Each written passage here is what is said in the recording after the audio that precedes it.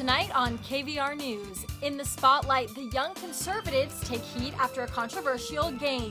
Welcome to winter. Temperatures plunge as the first big winter storm takes hold. And a mystical world, the Union transformed into a medieval wonderland. You're watching KVR News, Austin's leader for live, local UT coverage.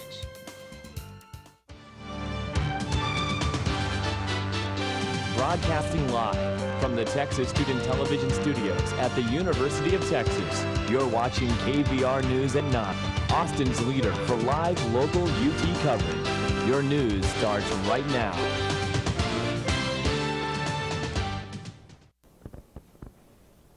Good evening. You're watching KVR News for Monday, November 25th. I'm Wendy Reichstein. And I'm Alex Wilkins. Thanks for tuning in tonight. Protests erupted around campus last week after the Young Conservatives of Texas announced plans for a Catch an Illegal Immigrant game. Cassandra Jaramillo joins us live in the studio to talk about the fallout from that controversial game. That's right, Alex. The Young Conservatives of Texas have made national headlines in the past with their affirmative action bake sale. They're back in the headlines again for the Catch an Illegal Immigrant game that was scheduled for last Wednesday. The game would include catching people around campus with illegal immigrant pins on their clothes, and the reward for catching a person, a $25 gift card.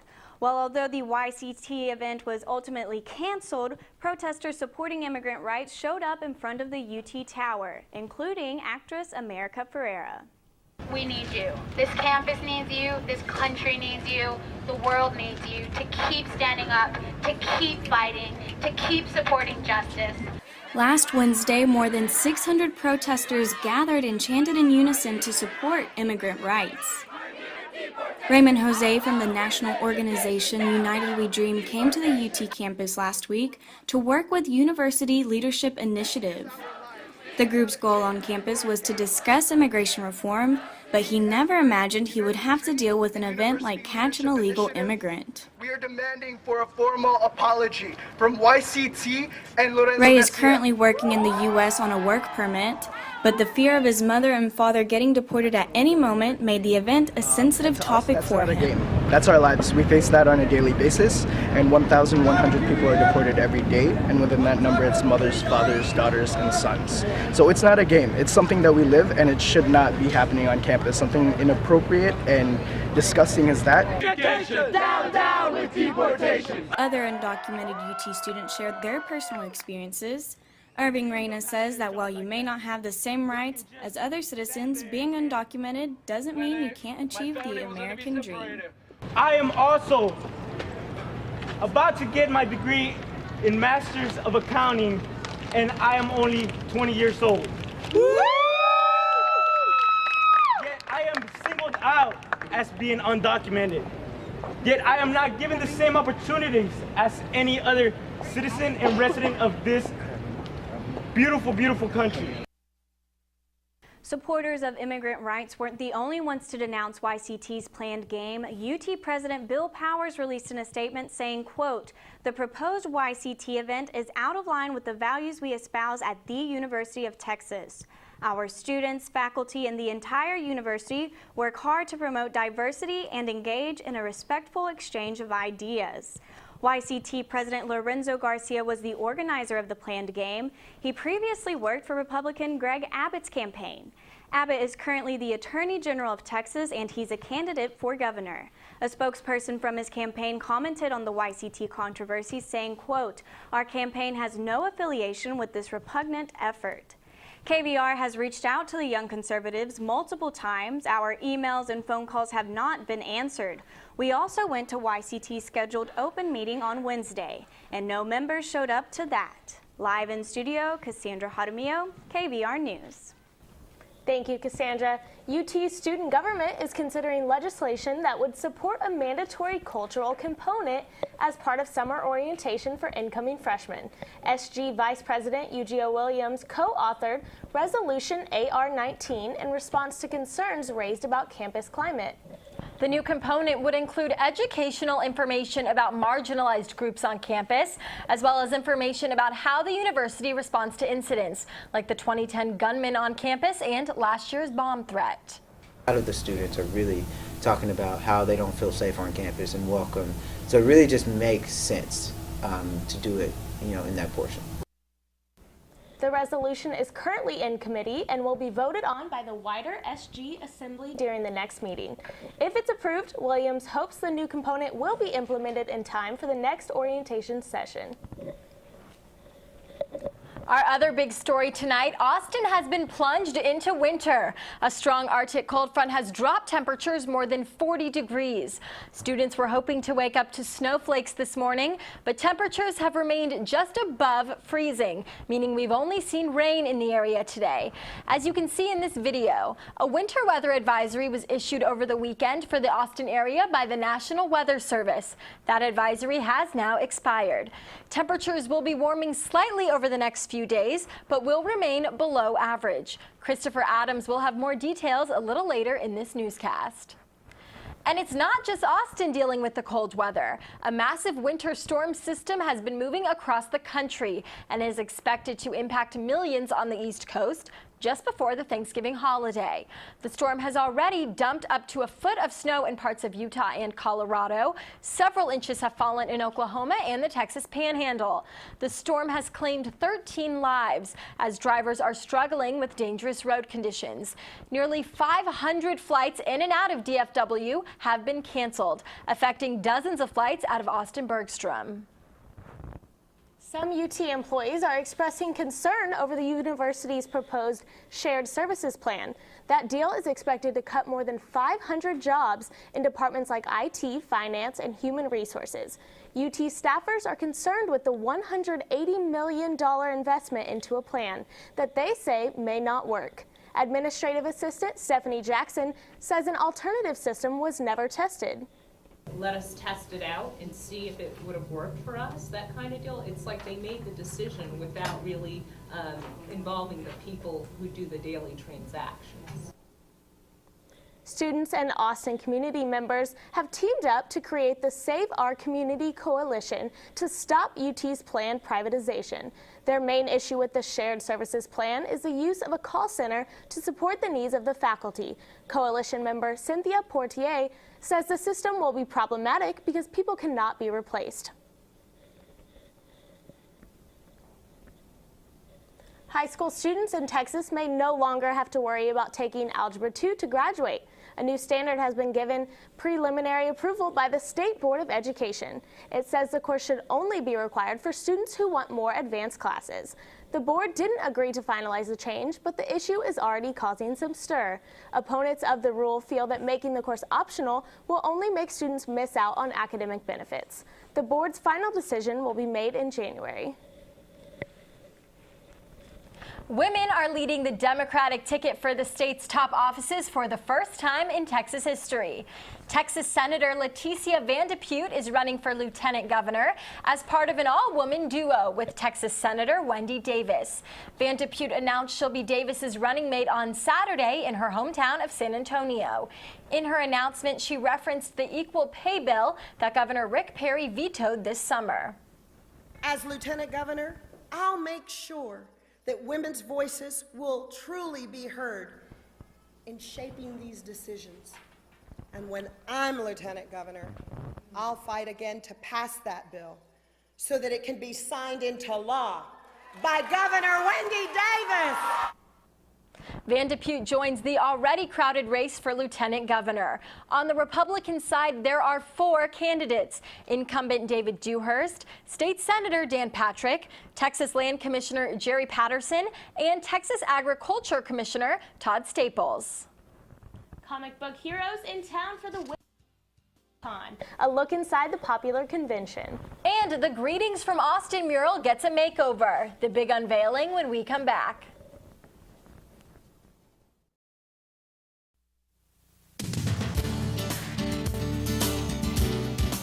You're watching KVR News at 9.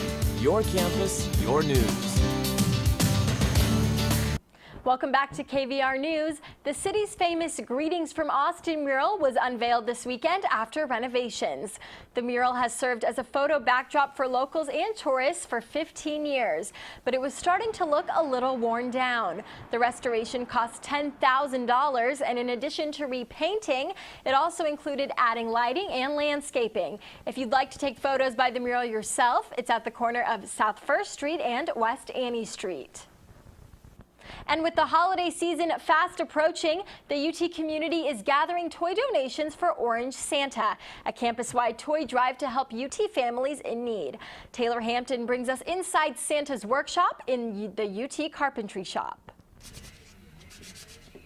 Toys are wonderful. I think adults and children always appreciate the gift of a toy. So, I mean, toys always bring a smile to people's faces, and it's just, especially the kids that need them. This is Charles Jennison's first Orange Santa, but he's not new to crafting toys for charity. Along with the toys the Carpentry Shop creates, he is making baby rattles in his free time. Actually, all this stuff is made of scrap wood, which is a real benefit to this cause. You know, it's like we're not buying stuff. It's probably going to end up in a landfill or a dumpster, and we pull it out, and if we can use it, we do. This year, the Carpentry Shop is going to be making 45 cradles, 10 locking trucks, and 10 race cars similar to this one right here. So they're all one of a kind. You know, it's not a, even though we do them in quantity, each toy is different, just like each little boy or little girl is different. Carpentry Shop supervisor Armando Blanco has made toys each of the 6 years the shop has done the program. Each toy usually averages about an hour and a half. We start in October, and our goal is to have all the toys made by November 1st. Blanco says kids like color, so they paint the toys with excess paint from the paint shop. This is Katie Mayhar's 4th year to volunteer. I think it helps with the imagination of children, and so when they have something that they can, I guess, use to incorporate into what they play with, it just kind of develops that. Because her favorite part is delivering toys to the Orange Santa shop. It's just fun. You kind of feel like, you're Santa or Santa's elves or something. Taylor Hampton, KVR News.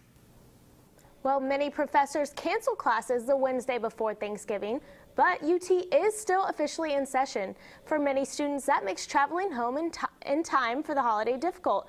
Student Government External Financial Director Corey Rady is working on a proposal that would give students that Wednesday off. We have a lot of out-of-state students here at the university, and a lot of people in-state as well that live quite a distance away, and having that extra time to get home is something I and my coworkers find key for our students here at UT.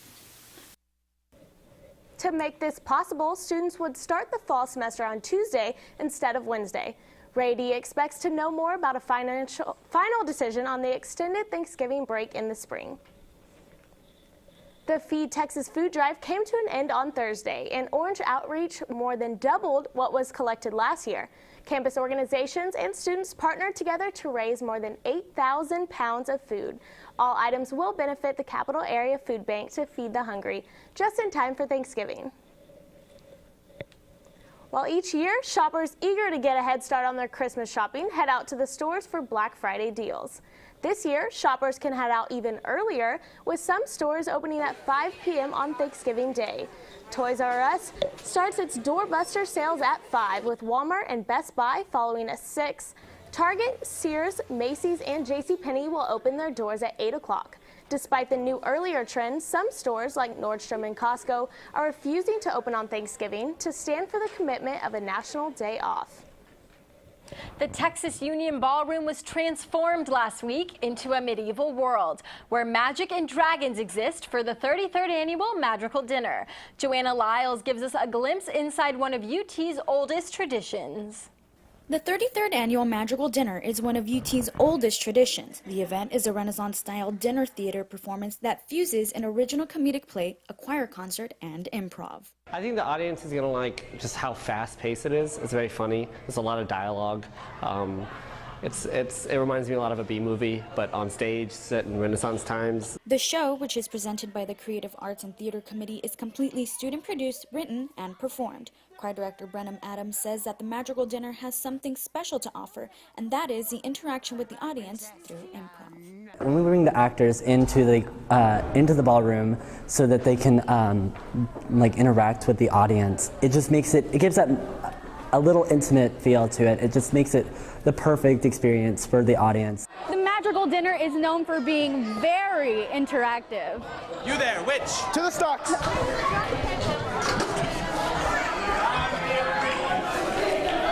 Like putting its audience members in the stocks. What really, I don't know, kind of impressed me is how they were able to draw me in, me being like, an engineer, with the improv. They come around and they talk to each of the tables, and they really, I don't know, they get you involved in it. It's actually fun. While the overall concept of Madrigal remains the same, you can expect to see something different each year. I think people keep coming back to see the Madrigal Dinner because it's just such a long tradition here at UT, and it's like every year you're guaranteed a good performance because there's something for everybody, whether you like theater, whether you like good food, whether you like singing, whether you like improv. It doesn't matter, you're going to get something good out of this whole show. Joanna Lyles, KVR News. Comic book fans united for the return of Comic-Con to Austin. The weekend-long Wizard World Convention featured celebrations of hit comic books, TV shows, and movies. Fans got the chance to dress up as their favorite comic book characters and meet celebrities, artists, and creators, as well as see collectibles that more than 200 vendors had for sale. This year's convention hosted some of the biggest names and creations pop culture and sci-fi have to offer. Guest appearances included sci-fi heroes like Marvel Comics creator Stan Lee and Star Trek's William Shatner. The Color Cancer Texas chapter united with Texas 4000 to create the 3rd annual Color Cancer Day on Wednesday. The event took place on the LBJ Library lawn. Students could play games, enter raffles, paint records, and learn about the various ways the two clubs raise money for cancer research. The event raised more than $2,000 through t-shirt sales, donations, and sponsorships. Well, clear skies in that video there, but the past 2 days have been quite a bit different. How long will this cold, gloomy weather be sticking around? I'll forecast next.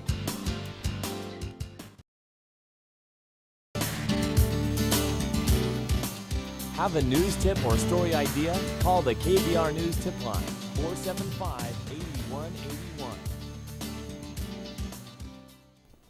Welcome back to KVR News. I'm Christopher Adams. Well, there's been talk of sleet and even snow over the past few days. Here in Austin, we remained above the freezing level, meaning that rain wasn't able to make that transition over to the wintry mix. Out in the hill country, though, we did see sleet and freezing rain, and yes, even some snowflakes out there, but no accumulation on the ground. Here in Austin, we only reached 40 degrees today. That's 28 below average. Those temperatures will be slowly creeping upward this week, but will remain below average through the rest of the weekend. We do still have a chance for rain tonight into tomorrow, about a 20% chance for your Tuesday. Temperatures will reach about 48 tomorrow, but we will see very gusty winds out there. So with that added wind chill, it will feel even colder. Sunny skies will then return on Wednesday, and Thanksgiving Day will be beautiful out there, just a little on the chilly side. Make sure to bundle up if we're heading to the big game that night. Temperatures will then be falling back down into the 40s. The warm-up continues through the weekend, finally reaching average temperatures of the upper 60s by your Sunday. Heads up though, we could then see some more rain early next week. Live in the Weather Center, Christopher Adams, KVR News. Thanks, Christopher. I'm ready for a little bit warmer temperatures. After the break, a look at the Longhorn volleyball team. Did they clinch the Big 12 title? Stay tuned to find out.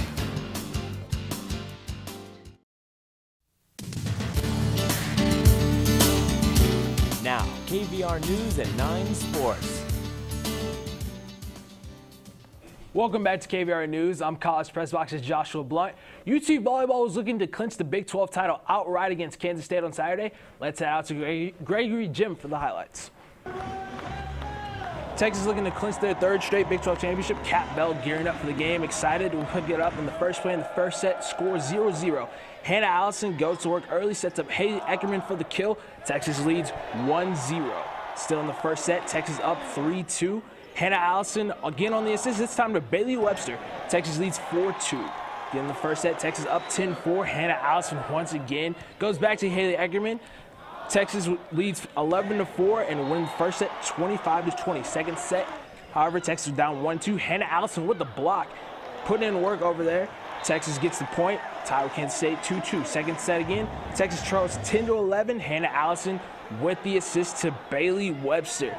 Again, Texas ties the game at 11-11, set point 24-19. Hannah Allison decides to get someone new in the mix, this time Shaka Obagu.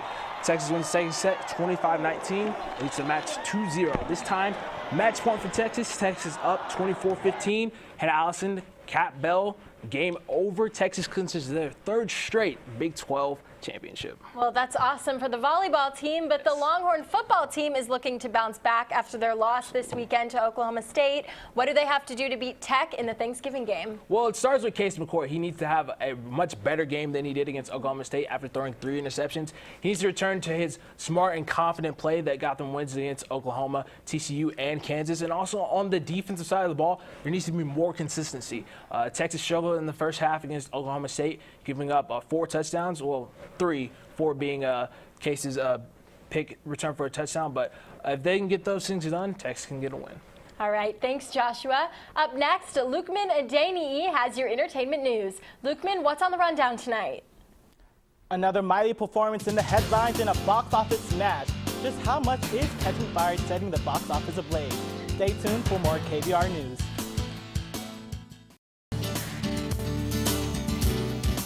You're watching KVR News at 9. Your campus, your news. Welcome back to KVR News. I'm Lukman Adeniyi. The American Music Awards were held in LA last night and proved that the women in pop music are at the top of their game. It was Taylor Swift who won the night, with going home with 4 awards, one of them including Artist of the Year. Rihanna took home the Icon Award, honoring her achievements in pop music at the age of 25. As usual, it was Miley and Gaga who sparked the most of the conversation online. Miley performed Wrecking Ball with a giant lip-syncing kitten floating on the screen behind her. She finished her performance with the cat winking and sticking its tongue out, mimicking Miley's trademark move. Gaga stirred up controversy as usual, performing her song Do What You Want with R. Kelly as president and Gaga as Marilyn Monroe. One of the most talked moments of the night, Macklemore and Ryan Lewis taking home the best hip-hop album and mentioning Trayvon Martin. Not only was that, the team also put out their performance from Florida via satellite. The odds were ever in the Hunger Games favor this weekend. Catching Fire took home a whopping $161.1 million domestically this weekend, making it the highest grossing November film of all time. That title was previously held by The New Moon, the second movie of the Twilight Saga. Catching Fire has taken more than $300 million worldwide and grossed the biggest 2D debut of all time. The third book of the trilogy, Mockingjay, will be divided into 2 movies and released over the next 2 years. That's all for your entertainment news for this week. I'm Lukman Adeniyi. Thanks, Lukman, and thanks for joining us tonight. I'm Wendy Reichstein. And I'm Alex Wilkins. For news and weather updates throughout the week, you can follow us on Twitter at KVR News. Stay tuned for College Press Box up next on Texas Student Television. Have a good night.